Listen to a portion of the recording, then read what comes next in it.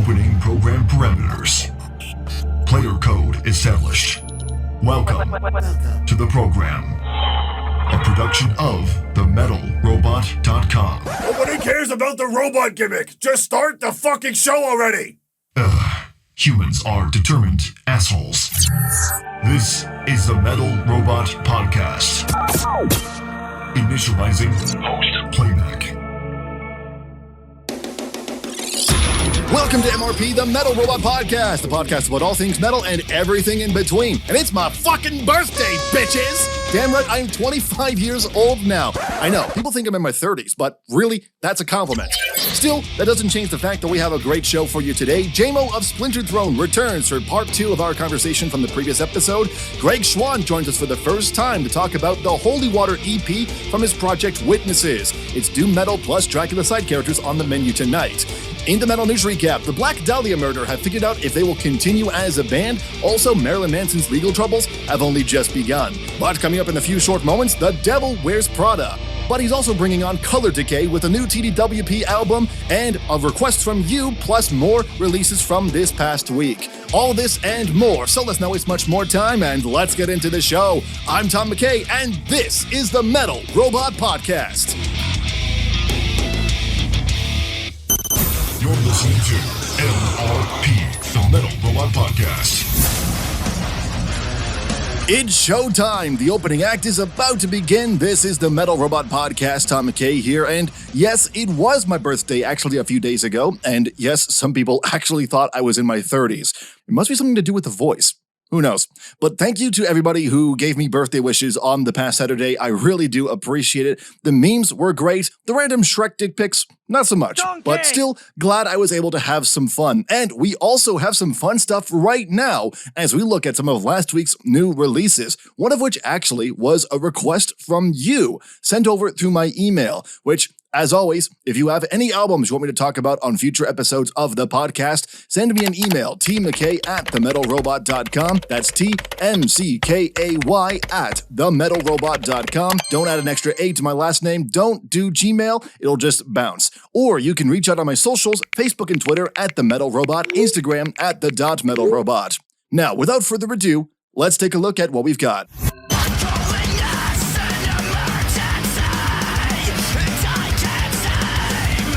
The Devil Wears Prada and their new album, Color Decay. I've actually enjoyed their music for quite some time. They were actually pretty early on in my metalhead upbringing with their Dead Throne album. And of course, we can't forget about 818, the Zombie EP, and just, yeah, these guys are really good.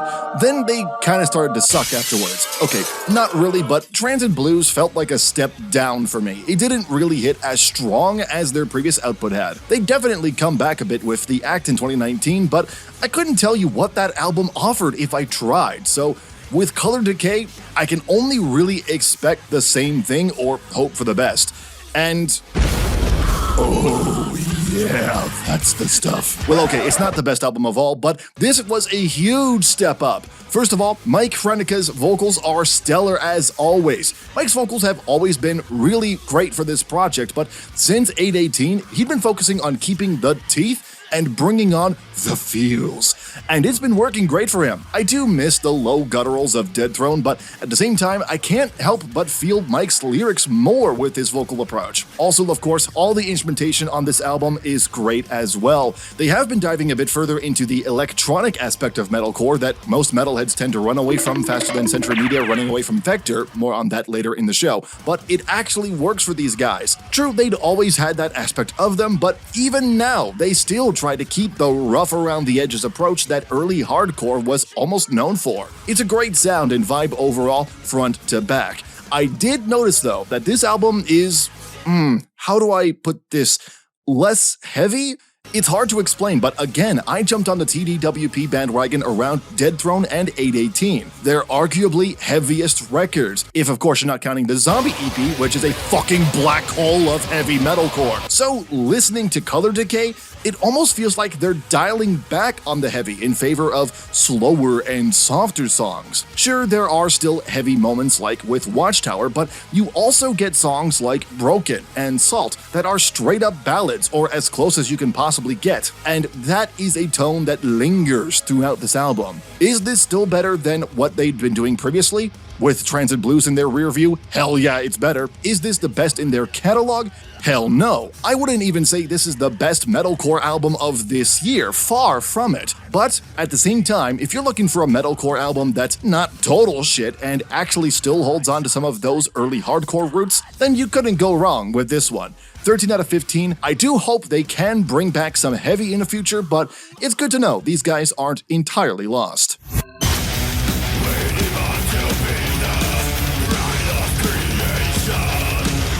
Dirty melodic death metal from Germany in the form of Battle Swords Towards the Unknown. What can I say about this album that'll really hammer home the point of this being a heavy as Hulk balls album? Well, I guess blistering riffs and solos front to back is a good place to start. Holy shit, from the opening of The Awakening, Axemen Eric and Lars bombard you with such ferocity and teeth-cutting riffage that you almost can't help but get stank-faced the entire time. This is straight thrash territory. Shit, I'd even say this is way more death metal than MDM. But with the infusion of the melody in the riffs, plus the lead work bringing in a strong melody to hold on to each moment, the MDM label is still justified. But I do mean it. They lean heavily on the DM aspect of MDM, and it's old school with it too, not just in terms of the production and the mixing, which feels just as old school, but listening through Towards the Unknown is like a blast of late 80s and early 90s European death metal. The promo suggested that this band is for fans of Ill Disposed, Deserted Fear, Amon Amarth, and really any form of Swedish death metal. And goddammit, that's more obvious and accurate than that one time Gene Simmons said he had no friends. True story, by the way, just broke today at the time of recording this. Though to be fair, these guys have been around since the early 2000s, so they basically grew up on that shit. How old school? You can hear Ben's bass, and it's great! Plus, with the strong foundation of Andreas' drums, everything holds together in a death metal fury. The dude's cymbal work is really what's great to pay attention to here. He's keeping things fairly basic with his fills and beats, but give him the chance to cut loose on those cymbals, and he'll show you how much he loves smacking the shit out of them. You can't forget about Axl's vocals, of course. He's not doing anything terribly different from most old-school death metal, but you can still feel the power and throat-cutting style he's got. I legit grabbed my throat a couple of times during this. I mean, I can do some sweet growls, but even I'm listening to this and wishing to learn from the masters. Battle Sword have created an album that is clearly geared towards a specific audience, but I dare to say that you don't have to already be an MDM fan to get into this music. Yes, it's not Arch Enemy or the Halo effect, but that's exactly what I like about it. Don't get me wrong, I love modern MDM, but you don't get much of that old school flair anymore, which ironically helps them stand out more in this genre. Plus, with the emphasis on the death metal aspect of melodic death metal, it helps this be one of the heaviest MDM records of the year thus far. And you know what's funny? There's the stereotype that German metalers have the heavier music compared to all Western metal music combined. Acts like Rammstein, Creator, and Blind Guardian have helped perpetuate this stereotype, and you know what? Battle Sword aren't proving it wrong by any stretch of the imagination, and you know what? I'm happy for that. It's not going to be for everyone, but my god, with a 14.5 out of 15, I'll be returning to this one frequently. Keep it up, guys.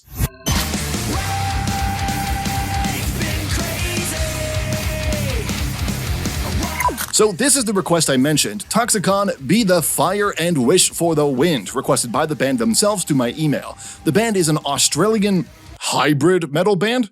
The hell is hybrid metal? Well, listening to the album gave me my answer. It's kind of thrash metal, melodic death metal, groove metal, metalcore, hardcore, maybe second wave new metal, all rolled up into one. I don't know what it's supposed to be quite honest, but it's good, so who gives a shit? Great production overall, the instruments are clear and well recorded and sit great in the mix alongside the vocals, which also, the vocals are the reason why the hardcore part is here. Wayne Claris's screams and growls are raw and teeth-cutting, and his clean singing just as much, almost to the point where you can't tell the difference between the two, which is fucking sick. And his performance is just as strong as the rest of the members. Bart Walters and Adam Esbusti's riffing brings in that classic metalcore sound while also taking in some MDM with the leads and solos. Jacob Maloney's bass is a bit harder to hear, but in some cases that can actually be a good thing. Not a shot against bass players, but if I'm not hearing you fucking up, then you get a pass. Somehow that's still a shot against the bass player. Is there any way to phrase that without being a fricker? No idea. Anyways, the drums done by Thomas Noonan are really good too. Much like Battlesword though, he's not doing anything fancy in the fill work, but he's holding the foundation strong to keep everything in line, which is always great to hear. Their powers combined has created a solid musical experience here on Be the Fire and Wish for the Wind. Each song flows well between each other naturally. Nothing felt forced at any point, and it progressed nicely across the entire album. I will say some of the songs are a bit longer than I feel they needed to be, but even then, the length didn't hurt the song somehow. Like, it's weird to explain. On one hand, you don't need to have 8-minute songs in this style, but on the other hand, they didn't feel too long or needlessly wanky like most super long songs tend to be. So that's always good to hear. I don't know, depends on who you are. But overall, if you want something cool to check out that has almost everything you could want out of a metal record, then a solid 14 out of 15 for Toxicon will do you just fine.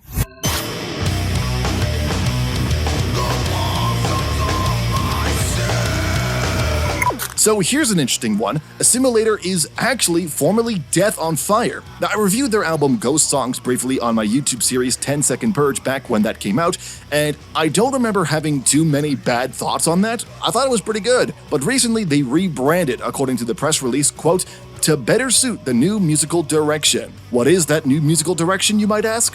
Well, with their self-titled album, it's not too different from what they were doing before. I mean, there are some differences. It's a bit old school in comparison to the death metal they were offering previously, and I mean that in every sense of the word. These guys apparently are influenced by the likes of thrash metal, old school death metal, new wave of British heavy metal, and even the Gothenburg scene of the mid to late 90s. What is Gothenburg, you ask? I asked that too. Here's what I found.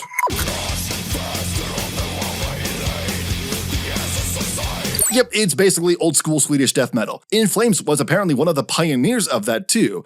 Oh, how far they'd fallen since then. Anyways, yeah, Assimilator seems to be taking influence from that style. Lots of heavy pulsing riffs injected with melody as you'd expect with the bass chugging along strongly with it. The vocals are also sweet as well. It was one of the things that I liked a lot about Death on Fire, and I'm glad they kept that aspect with them. But dude, can we talk about the drums? Like, in most cases they're not doing anything different, but then check this shit out on Burial Hymns.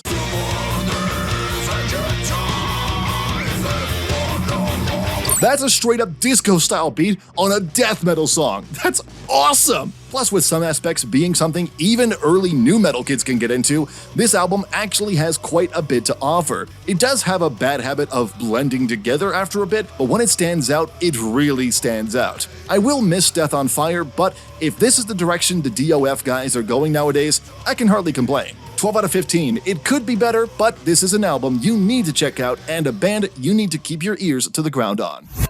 And that's it for reviews. Like I said earlier, send your emails to tmckay@themetalrobot.com, or you can reach out on my socials for any albums you would like covered on the podcast or on the main YouTube show. Coming up, what does doom metal have to do with the side characters from Bram Stoker's Dracula? I sit down with Greg Schwan of Witnesses to figure that out right here on the Metal Robot Podcast.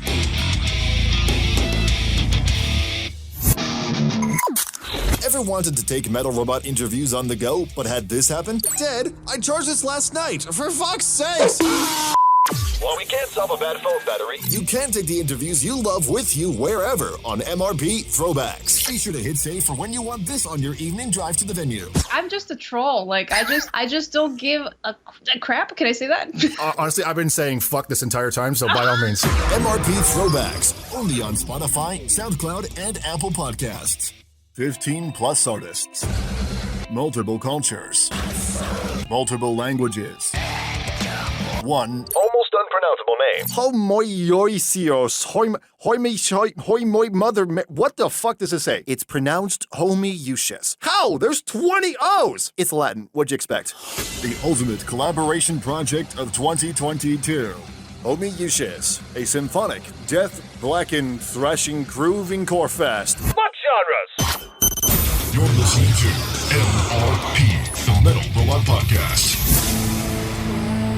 Welcome back to the show. Let's keep the energy going, but slow, with some doom metal. You see, a couple of months ago, multi-instrumentalist Greg Schwan released the Holy Water EP under the doom metal project Witnesses. And the EP has more to it than just sludging, slow-plodding doom metal, as it also depicts the characters Lucy Westenra and Mina Harker of Bram Stoker's Dracula from different perspectives, though not Dracula himself, interestingly enough. So to talk about that, the EP, and so much more, I sat down with Greg Schwan, who you'll come to find out by listening to him speak that he's a multi-instrumentalist by day, and by night does all the voice work for James Woods. No, seriously, I can't unsee cartoon Hades telling me about doom metal and Dracula. It's nuts. A little dark, a little gloomy, and as always, hey, full of dead people. What are you gonna do? So here we go, right here on the Metal Robot Podcast, Greg Schwan of Witnesses. All right, Greg, welcome to the show. How are you doing today? I'm great. Thanks for having me. That's good to hear. So welcome to the show. Before we get started here with anything else, tell me a bit more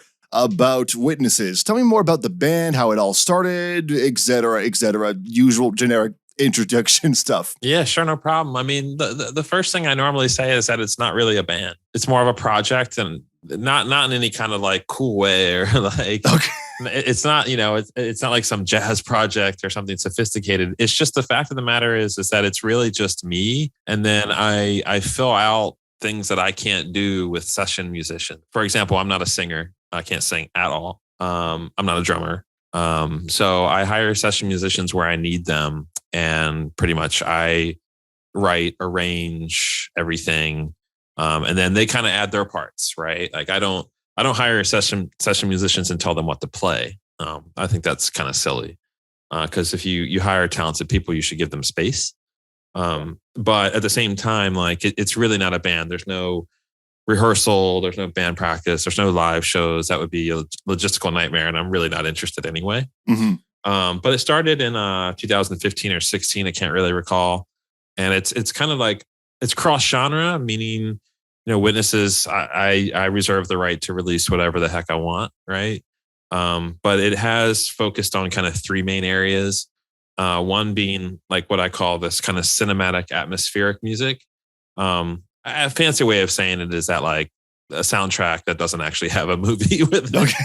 And then I do doom metal, which I don't know. Some people call it like post doom and alt doom. I don't really know what those words mean. It's doom metal to me. Right. And then I also like to mess around with like really sparse acoustics. I don't really, again, this is another thing. I don't really know what neo-folk means, but maybe that's something like that. So all my releases kind of fall in one of those three camps. Well, labels at that point, once you start putting labels on anything, really, it starts to kind of get a little out there. You start trying to figure out, okay, well, this must be like neoclassical, folk, symphonic, doom, God, fuck. So it gets overly complicated. And let's be honest, the metal tree is already complicated enough. Have you seen if you've ever looked it up, have you seen those pictures that show like the metal genre tree, showing like the branching paths of where everything goes? Yeah, and I probably gave up at that point when I saw it gets a little fucking nuts. So yeah. I don't blame you for that one. It's not helpful. Like I think genre is helpful to give people an idea of what they're in for, but too much specificity is just, it gets silly in my opinion, kind of like what you're saying. Yeah, pretty much. But let's talk about the name Witnesses. Where did that come from? Is there like a background to it, or is just you put it like band name generator and that was the first one that came up? Yeah, no, I don't remember, honestly. Band names for me are kind of like guitars, right? Like just like guitars have to look cool, band names just have to sound cool. Right. And that's all. I don't remember any, it doesn't point to any deeper philosophy or meaning or anything like that. I just like the ring that it had to it. I thought it was, I guess I would say it's kind of ambiguous, right? Like you hear that project, it could be anything. I mean, clearly not like old school death metal or anything like that. I guess it could be. But I guess I kind of like that ambiguity of it. It kind of consistent with the genre a bit. It gives me flexibility to kind of do what I want.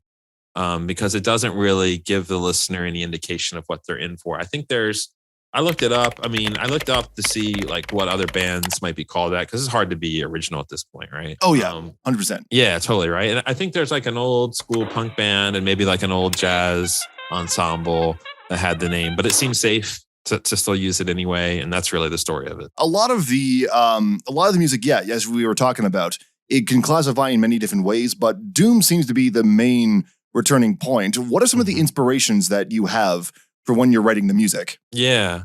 So I think your question kind of exposes like a little bit of complexity there, right? Because it kind of varies depending on from whatever genre I tend to be doing at the time. You're right. I think the focus right now is mainly on the doom metal side, though that could change. I can't, you can't control it, right? Like you sit down and you're like, okay, cool. Like I'm going to write this. I'm going to focus on doom now. And then you're like, screw it. Then you pick up the keyboard and do something totally different or something. But for me, it all kind of starts with the Peaceville 3, most specifically Anathema and My Dying Bride. Not because of anything against Paradise Lost. It just happens to be, those are the two that I gravitated towards the most when I was in high school and discovering all this stuff. And then from there, like it just branches out. I mean, I don't know. Like from there, it could be anything. Alice in Chains, it could be Shape of Despair. Like I can just take little bits and pieces from all types of bands that I've loved over the years, and bring them in, or, not music at all. It could be something from literature. It could be something from movies. I like to reference movies in my lyrics a lot. And I like to tell stories, which is in fact something that I kind of like look up to Nick Cave more than anyone for. So it's a lot. It's a lot of different stuff. But I suspect, like, to give you the most like succinct answer I can, I probably wouldn't be doing what I'm doing were it not for Bride and Anathema back in the day. You know what I mean? All right. So let's get into the next one, because we were talking about for a second there about literature inspirations, which brings me to the Holy Water EP, which is due out July 15th, which depicts the characters of Lucy Westenra, I'm going to try to pronounce that, and Mina Harker from Bram Stoker's Dracula. From different perspectives, this is according to the promo that was sent out with the EP. Now, what made you want to tell the story of these characters who, I haven't read the book, they could be very important characters, but they're obviously not the name characters. What made you want to tell the story about them? Thanks for the question. So there's a small label called Euphoriatic, run by a person named DB, who I'm friends with. And they asked me if I wanted to appear on a compilation called Strange and Unusual Sounds Volume 2, which came out, I want to say 2 months ago. And I was asked to do this like in October or November. And I said, well, I'd love to. And I don't have any music ready. And not only that, but the compilation had a theme of monsters. And so, there's a couple of monsters that I think are really cool. Right. And I guess we all do. Right. We all saw some movies as a kid that left some big impression on us, and you can't beat Dracula. Right. But then I said, that's not that original. That's not that fun. But if you read Stoker, or even if you just watch Francis Ford Coppola's Dracula from the 90s, Lucy kind of becomes a monster ultimately. And she's also a pretty rich metaphor for, I guess, what you would maybe call like the advancement of sexual liberation in the 19th century or something like that. And I said, wow, she kind of becomes this monster, and you can kind of interpret that one way. But what if I just turned it on its head and interpreted it totally differently? And that she was actually more of like a heroic figure who preyed on the rich and powerful. And I said, okay, why not? No rules. Like, that sounds fun. That's interesting. I've never really seen that take. And then, so that was Borgo Pass. And then it was an experiment. I had never done doom with female vocals yet, even though I'd worked with Gabby Conan a bunch of times. And then I said, man, this song needs a compliment. I like this. And so then I said, well, I've started with Lucy. Why don't I do Mina? And then I turned Mina around, because she is sort of this like different figure in the literature and in the movie, where she's kind of this like, I don't want to say damsel in distress, but I kind of want to at the same time. She's kind of like this tragic figure or something like that. And I said, wait a second, what if she's more villainous? Like, what if she's in control of Dracula? So I'm just playing with it, right? And trying to do something different. And that's the origin of it. And I haven't read Stoker in many years, so nothing I'm doing is like academically rigorous or anything like that. Maybe it's more inspired by Coppola's take than anything, but that's it. It was just all happenstance. I got asked to do a song. I said, why don't I just have some fun with this? And then it gave birth to a second song. And I just really had a lot of confidence. in it, and I thought it sounded great. And with Gabby's contribution, she's described as a longtime contributor with a collaborator with this project. Yeah. How did you meet her? How did this collaboration come about? Internet. I found her online. As it does, yeah. I found her online. I heard her, and it's one of these things where like when you're looking for someone to collaborate with, you can probably pretty much tell within listening to what they do within 5 seconds, whether it's going to work, whether it's someone you want to pursue further. And so I think within 5-10 seconds of hearing whatever I heard of hers, I don't know if it was her original music or some other collaboration she had done, I said, wow, I gotta get in contact with this person. The first thing we did was on Witnesses 3. She appears maybe 2 or 3 times there. Then she appears on the Poltergeist 1 EP, which is like the kind of acoustic guitar driven stuff.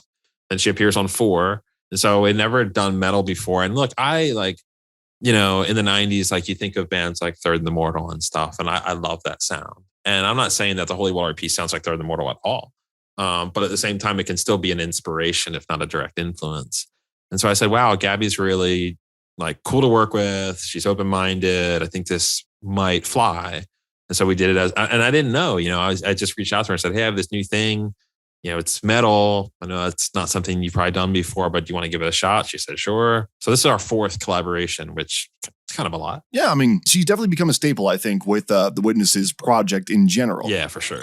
All right, we're going to stop right there. That was part 1 of my sit down with Mike Torino of Grand Theft Auto San Andreas. Wait, sorry, wrong notes. Greg Schwan of Witnesses. The Holy Water EP is available now wherever you get your favorite music. You can stream it or you can buy it through the links in the podcast description. He'll be back next week so we can get to know more about Witnesses and to get to know Greg on a deeper level, beyond the character of James Woods. I'm done with that joke. I'm done.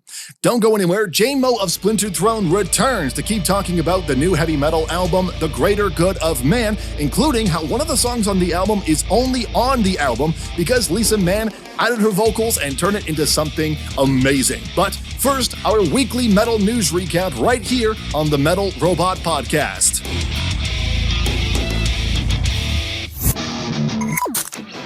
This week's Metal News Recap is brought to you by My Sanity. Everything is so depressing! Why? To stay up to date with the latest in the metal scene, check out themetalrobot.com for videos, reviews, press, and so much more. Now, Back into the podcast. Presented by themetalrobot.com. This is MRP News. okay, let's get into the news of the previous week. There were some interesting stuff, some cool stuff, some weird stuff, and hilarious stuff. And let's start with whatever the fuck this is.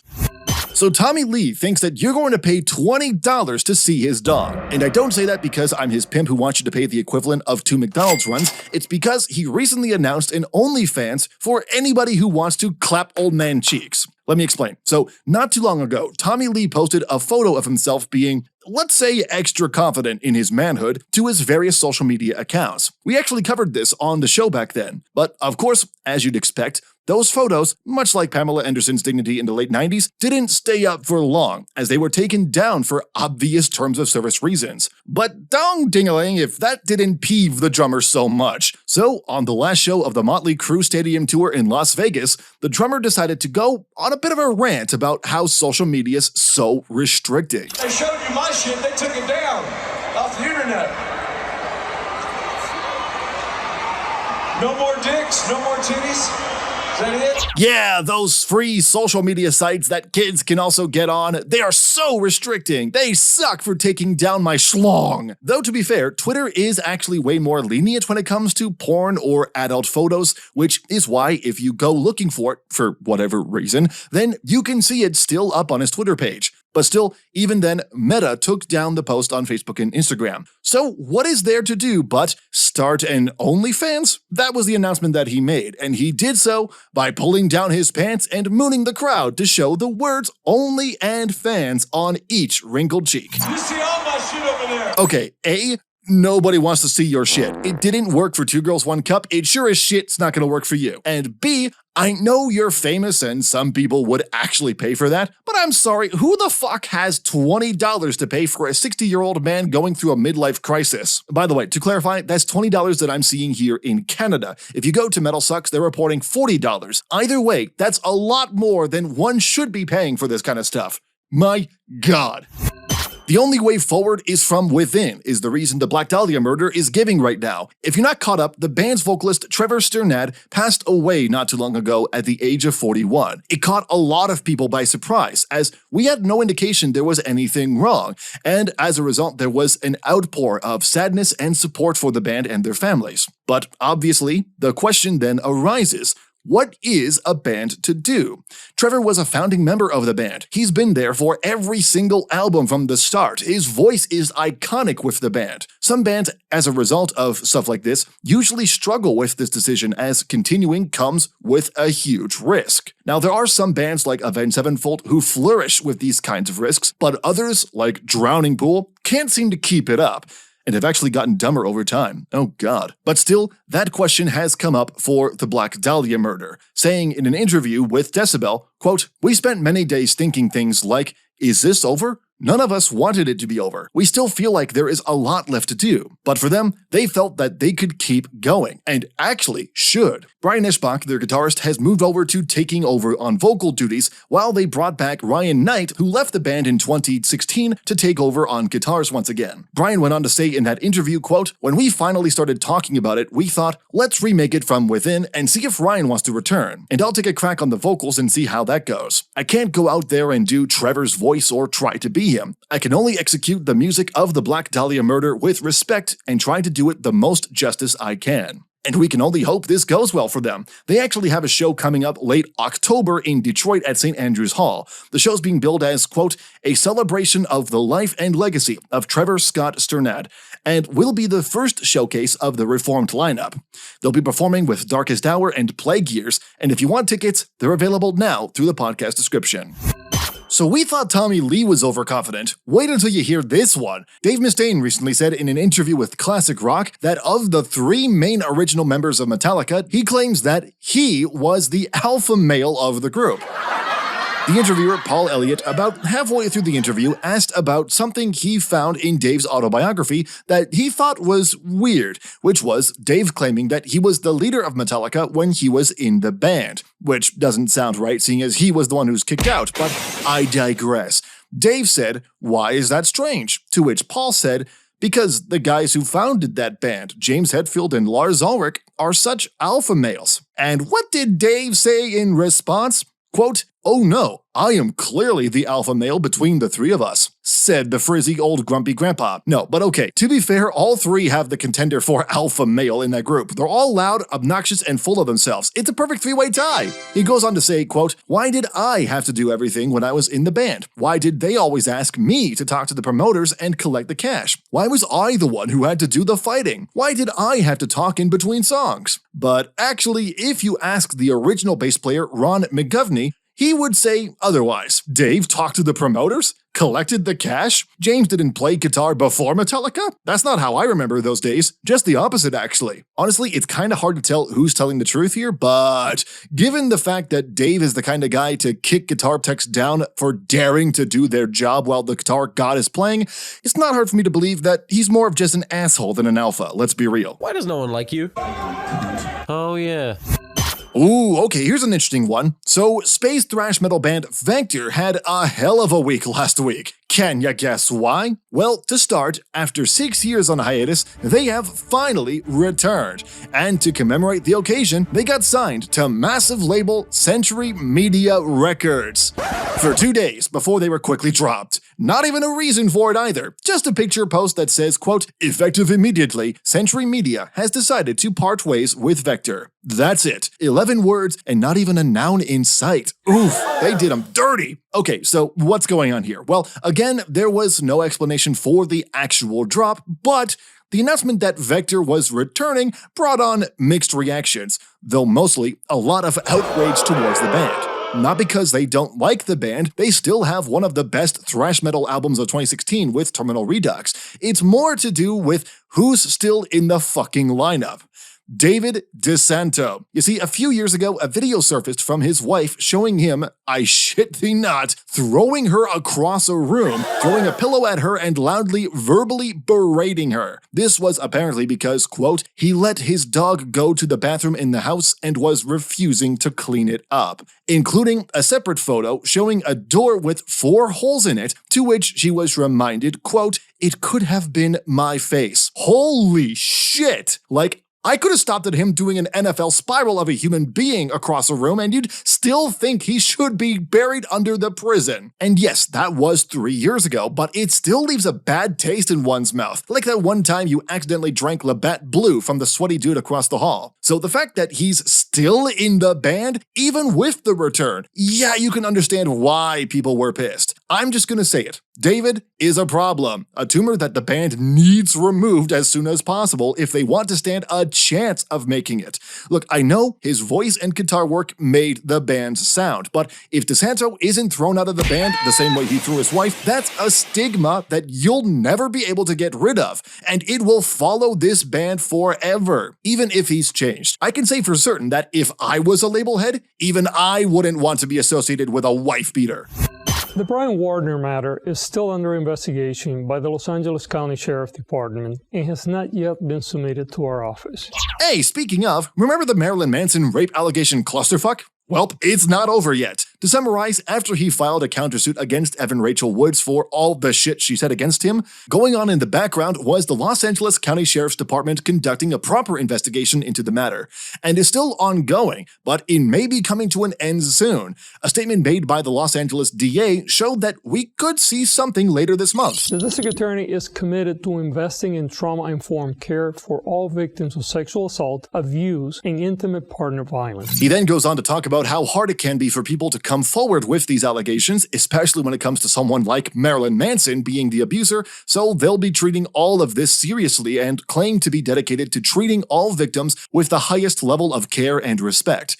But in terms of the case itself, once we have received the case, it will be carefully evaluated by an experienced prosecutor to determine if it is appropriate to file charges at this time. We're hopeful that the LASD will present the case to us sometime this month. So by the sounds of it, Manson isn't out of the woods yet. We don't know if the case will get taken up and actually brought into court, but until we know more, we'll just have to keep our ears to the ground. Okay, and that's it for the news of the week. Yes, this was all last week, but especially with the Vector story, it's important that we still talk about it. I mean, yes, it's still kind of funny that Vector got picked up and then dropped like a baby with gout, but the circumstances are still worth talking about. And I think that it's very important that we really make sure that we are still keeping an eye on this story and understanding that no matter who they are, they should not be in the band if they are a problem. If Glenn Fricker is even saying this, I think it's worth really considering. Aside from all that, of course, you can check out themetalrobot.com for more news and press that can be found throughout the week. Don't go anywhere. Splintered Throne will join us in just a moment. This is the Metal Robot Podcast. Looking to stay up to date on all things Metal Robot? No, not really. What? Why? I don't listen to metal. How are you listening to this podcast? I thought it was Joe Rogan. We're gonna pretend he didn't say that. Follow the show wherever you tread on social media. Facebook and Twitter. At The Metal Robot. Instagram. At The.Metal Robot. You can even join the Metal Robot Discord server. We have fun there. Links to all of that and more in the description of this podcast. Follow now. Let's open the gates. For Astaroth has risen. And the demon has gone core. Wait, the story is the demon has gone core? I don't get it. Just wait for the drop. What the fuck? From the ashes of ascendance, Astaroth is born again. Enter the world of Sam Astaroth with his new song, Demon Core. Available on all streaming. Music video available on YouTube. Links in the podcast description. You're listening to MRP, the Metal Robot Podcast. And And the Metal Robot Podcast continues this evening. We've got one more interview for you tonight. Last episode, we talked with JMo of Splintered Throne about the band, the addition of Lisa Mann on vocal duties, and we talked a little bit about that new album, The Greater Good of Man, which you can check out wherever you listen to music down in the podcast description as well. But now he has returned to talk more about the album, how a specific song not intended for the record still ended up on the record, and what's in the future for the band going forward. So let's wrap up our discussion with Jason JMo Moser of Splintered Throne right here on the Metal Robot Podcast. This album, it has such a strong sound to it that feels a lot like a throwback to a time gone by in the heavy metal world, but also has the tinge of the modern era, it seems. What was the inspiration for the music on this album? And did you find yourself trying to not sit comfortably in one era or the other? The way it came about is I had written one or two songs, and as you see, there's a couple tunes that Fred's got some co-writing credits on. Those are the first two that we started writing for the album.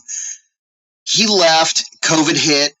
I remember at two different points, I was sent home from work because I had COVID exposure, and I wasn't sick or anything. They just said, home for 2 weeks. I'm like, all right. So I sat out here in my studio for 2 weeks, and I played guitar every day for 8 hours a day. So those 2 periods of time, I wrote thousands of riffs, like more riffs than I could have ever used on this record.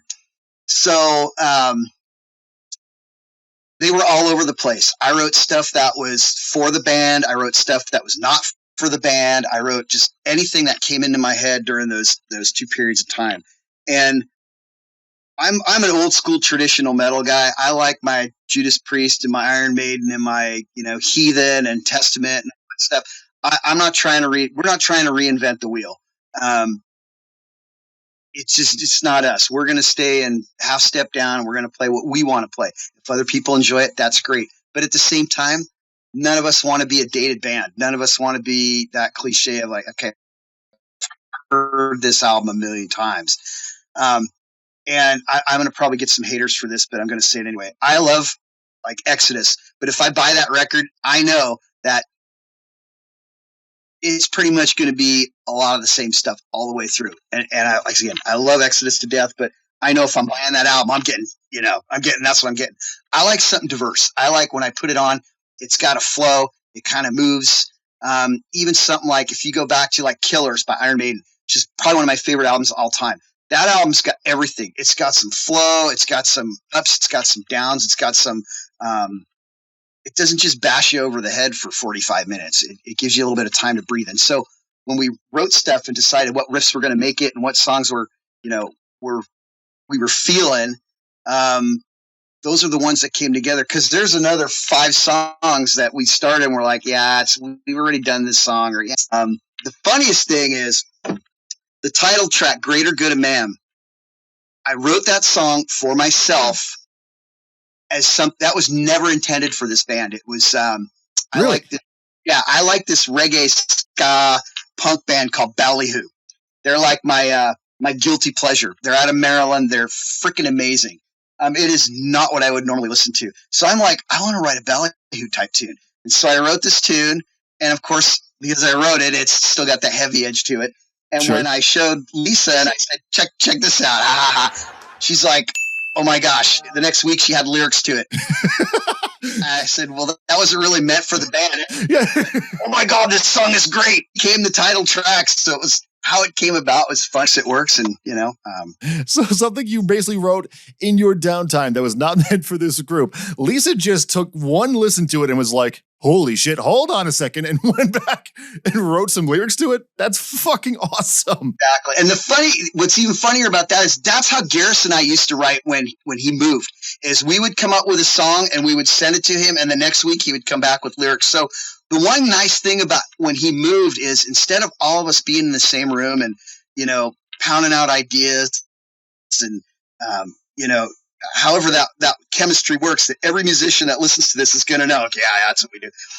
When he moved, we had to learn how to write at a distance like that. And so when the pandemic hit, it was easy. I'm like, okay, I'm going to record shit. I'm going to send it to you. and you're going to send it back, and I'm going to send it to this guy and say, hey, what do you think? And then Chris has electronic drums at his house. We'd send him stuff. He'd put a beat to it. I'd go, I like this. I like that. Hey, how about trying this? And he would try that. And we demoed a lot of this stuff, not even being in the same room. And again, it was nice because we didn't have that learning curve. We'd already been through that learning curve. So it made the writing process for it a whole lot easier. And do you feel like the writing process for this album was as smooth as you're describing, or do you think it maybe have taken a bit longer than that? Like, how long did it take? Well, it's hard to say because the pandemic kind of screwed a lot of that normal timeline up. I'd say if you didn't have weeks where we couldn't get together and weeks where people weren't, busy and all that kind of stuff, I think probably a good year-ish of writing it. And then we had to get together and play it and massage it out. As a musician, at least for me, I can write as much of a song as I can, but at some point I have to let other people kind of let me know what they think, because in my head it sounds great, but I need somebody else's opinion to go, you've already done that riff, or hey, how about changing this up? Or as we're playing it, I'll hear somebody play something different that's maybe not the right way to play it, and I'll go, ooh, I like that picking pattern. I'm going to try that instead. And so that cohesiveness and that gel with everybody in the room is really how it gets massaged out and how it comes to fruition. So you can write in a vacuum as much as you want, but for me at least, when it comes to band, everybody else's input and the way they hear it is what makes us Splintered Throne. Because I think we definitely have our own sound, and it's a combination of how Chris and I work together and how he and Bailey work together as a rhythm section.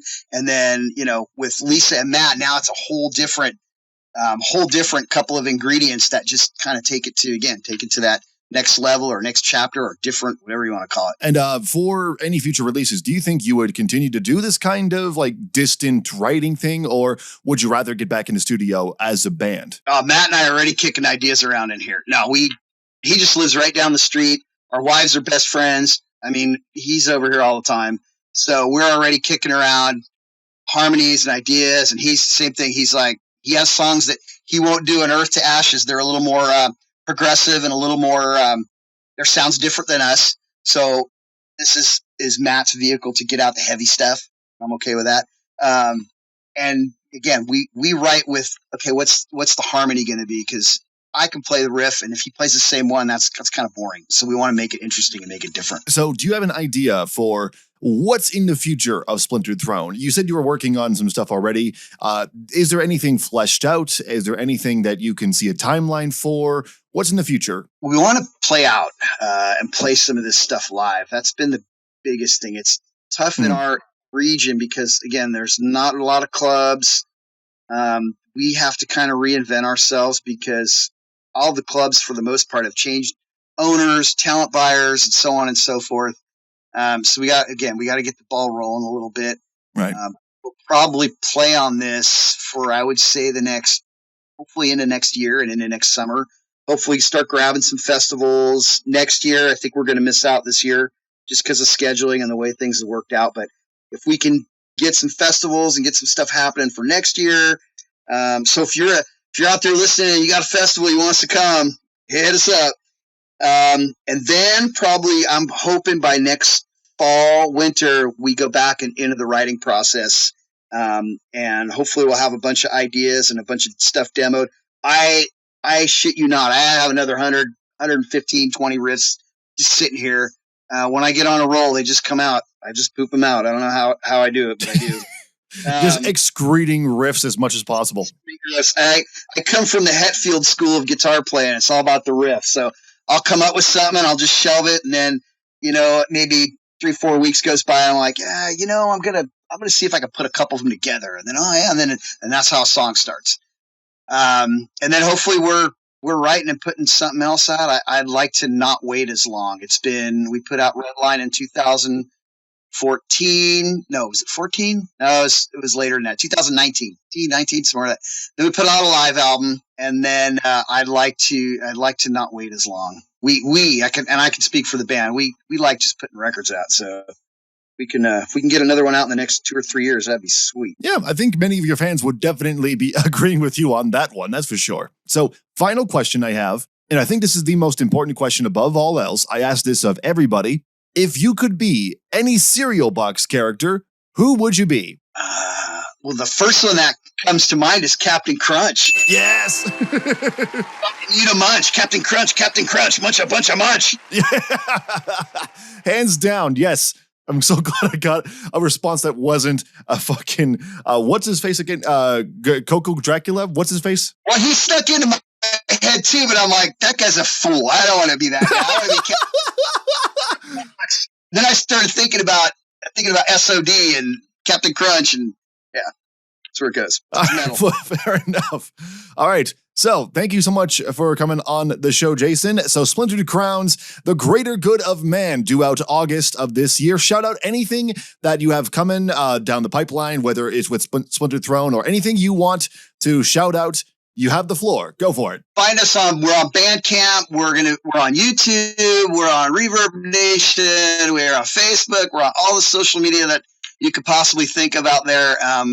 We're trying to book some West Coast stuff. So if you got a club in your area, put the pin in them to have us come play and like us and communicate with us. And I'm the webmaster. So if you communicate with us by email or emoji or whatever, you're going to get me. And if you buy swag, it comes from the warehouse here at Monkey Manor, and I personally package everything, and I always put more shit in than you buy. So your money is well spent if you purchase merchandise directly from the band via our website at www.splinterthrone.com or Bandcamp or any of that other social media crap out there. Perfect. Fantastic. Jason, once again, thank you so much for coming on the show. I appreciate your time. Thank you, man. Thanks for having us. That was fun. Yeah, it sure was a lot of fun. Cleaning up his internet connection, not so much. But the conversation was still a lot of fun despite all the issues, which I just want to thank Jason once again for putting up with it and powering on through despite the issues. And I'd love to have him on again sometime down the road. Who knows? Maybe we'll even end up discussing where the name JMo came from. I've still got money on it coming from his secret hip-hop group, but we'll see what he says if we do this again. You can also check out the first part of our talk with him in episode 34 of the show, and you can check out Splintered Throne. The new album is The Greater Good of Man. You should go check it out, definitely. I think I had a lot of good thoughts on the album, despite I know it's from a past time, but it still makes it its own and still does its own thing regardless of where it comes from. So definitely check it out, stream it, buy it, whatever tickles your metal fancy in that regard. This is the Metal Robot Podcast. You just listened to MRP, the Metal Robot Podcast. The drums of the fire raining down upon us have signaled the end of our show today. But before we go, you should know that when we return, Greg Schwan will be back with us. Also joining us is Holly Royal of C Squared Music Marketing and Deviant PR to talk about her band Disconnected Souls and their new single that came out this year. Plus our weekly metal news recap and more releases from the week, including Venom Inc. Stay tuned for that one. But in the meantime, thanks for listening to the Metal Robot Podcast. You can follow the show on the internet, YouTube, Metal Robot Reviews, Facebook and Twitter at the Metal Robot, and Instagram at the .Metal Robot. You can also check out everything Metal Robot on themetalrobot.com for videos, podcasts, press, and so much more. A special thanks to Greg Schwan and JMo for coming on the show, and to our fiery co-producer Anna for keeping the robot healthy with the blood of our haters. I'm Tom McKay. If you enjoyed this episode and you want more, be sure to subscribe wherever you get your favorite podcasts, and I'll see you in the mosh pit next time. Have a good night.